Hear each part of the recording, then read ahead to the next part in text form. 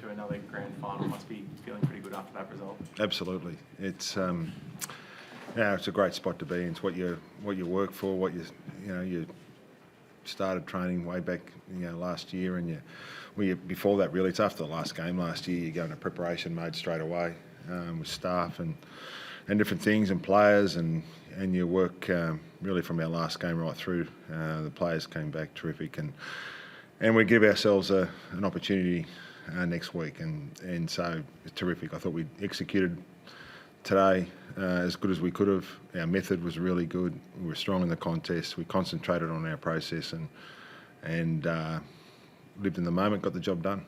How pleased were you with the way you were able to do it? Like, you had a strong first quarter, which we've spoken about a lot this year. You kind of down on the clearance numbers, were able to battle through that. There are a lot of things that you were able to push through in that game and get on the right side of. Yeah, that's right. I mean, not everything's going to go your way, and I've said it probably a number of times at the back end of the year that you've just got to find different ways at different times, and whether that's finding ways to win or getting back on top of clearance, or clearly we were getting well beaten out of the centre. Our free kicks at clearance were a big issue.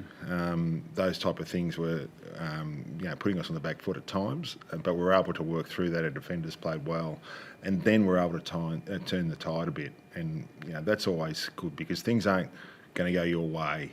At this time of the year, you're going to be up against it at different times in the game with different things. Sometimes those things change, and you've got to be able to adapt and problem solve and do that on the run. And now I thought our players did that well.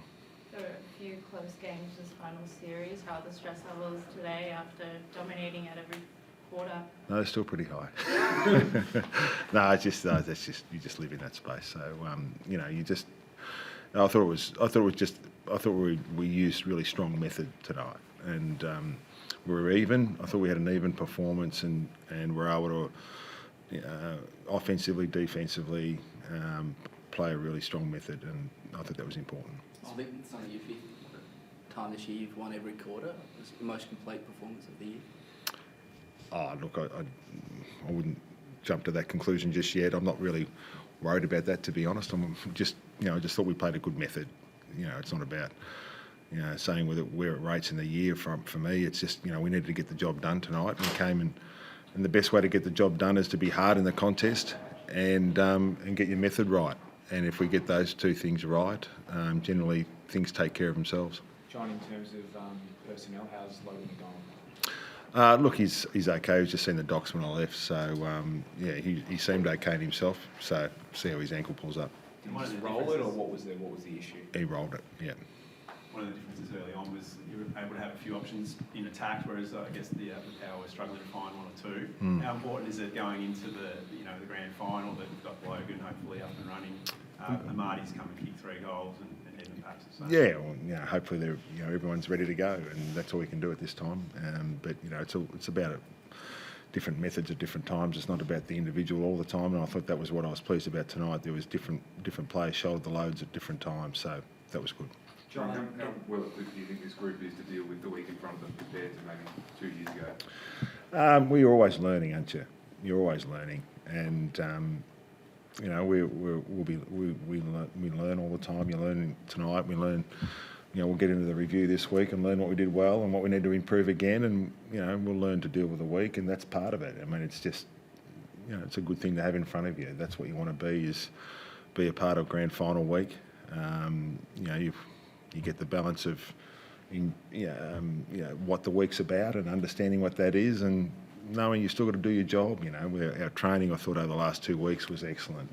We trained at a really high standard, really sharp, really hard, prepared ourselves to play well, and our meetings and things like that. The day-by-day stuff is the really important things, and that's what we'll be concentrating on this week is, enjoy the preparation part, and that's what you need to do. Our training, our meetings, our reviews, all of those things we did well over the last 2 weeks.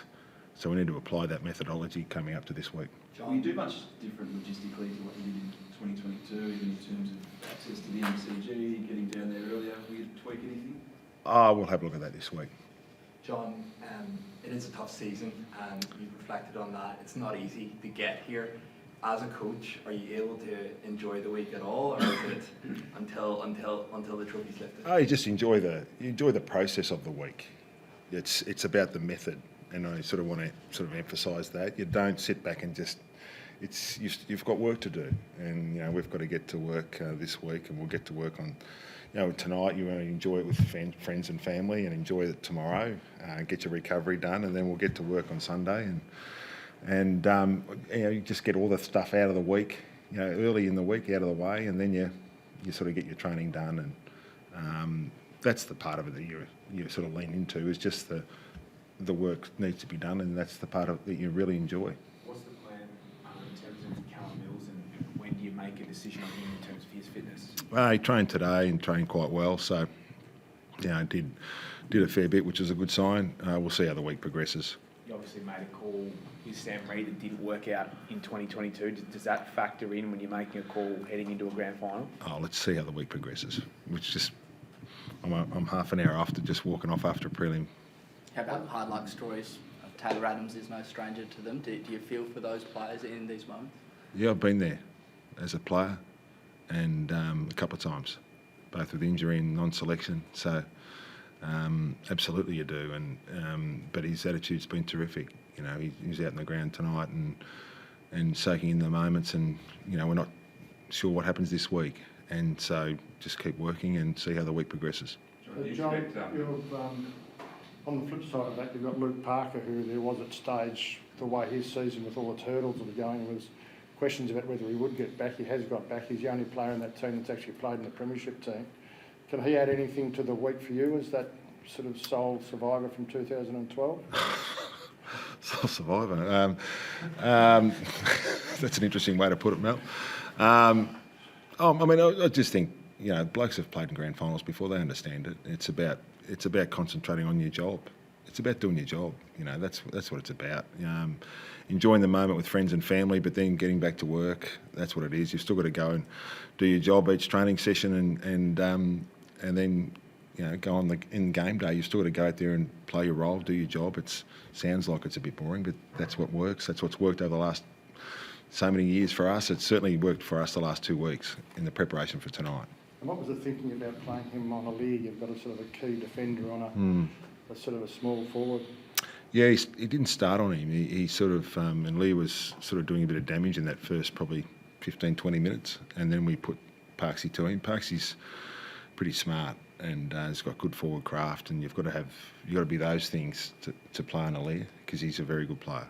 And so, I thought he did a reasonable job on him too, when he was playing pretty well in that first quarter. Justin McInerney was obviously a little bit quieter in that first game back, but he looked excellent and kind of back to form after that bigger training block in the last couple of weeks. Yeah, it was important to get a couple of weeks of good training into him, and he did some real specific stuff. Our coaches worked with him hard, and that was the beauty, I guess, for him and Paps and those guys that were coming back to get some good work into them. They sort of, you pull up the first game, you've got a couple of bumps and bruises, and then you sort of get over that, but then you can get a good training block in. And certainly with him it helped. He looks really sharp tonight. John, do you have any nerves about Dean Rampy for the hit on Zach Butters in the first quarter? I didn't see it. Yeah, sorry. John, do you expect your players, even if you don't talk about it as a group, but just do you expect players to personally draw on the hurt from 2 years ago, just through the week? I think you're about you sort of live in the moment, and we talked about that this week, and just concentrate on what's in front of us, and that's where you get your focus. That's where you sharpen your focus in each day by day, and focus. You focus on that, and that's what we did tonight. I think it worked pretty well, and we'll maintain that focus. Preparation is what we can control, and that's what we do. We get to work and enjoy the experience of working hard. Tom Hapley spark a bit of a scuffle at quarter time, as was the case in week 1 of the final. How much does he set the tone for you, not just passion to that aggression, and how much of a licence do you give him to do those sort of things, to push a few buttons? What are you saying? It's encouraged by the coach. He's saying that, are you? I wouldn't do that. I think I dropped my pen a couple of times and pick it up, and what's happened there, and perhaps might have been the scrap. I just didn't know what happened, but it seems to really fire up and lift the team. No, I thought it's not a deliberate thing. It's just he plays with spirit. I mean, you'd like our boys to show their personalities, but he's a massive competitor. He loves competing, and so I thought he was able to focus on his method as well. He's got his spirit and his passion, which we love about him, but he was also able to, get the job done, attention to task, and he was very good in that. John, you've been at this club for a while, since 2011. What is it that makes this particular group of players so special to you as a coach who's had a number of special teams? What is it about this team that really stands out for you? I was here a bit longer than that. But, Sorry. as a coach. I just, you go through a couple of, generations of players, I guess. So I've been fortunate enough to see a number have come through and seen some champion players come through, and everyone's got their own little flavour. And this one is a really interesting one. It's a great group to work with. They, we came through COVID together, and they were only really young, most of them, doing the hard yards and playing.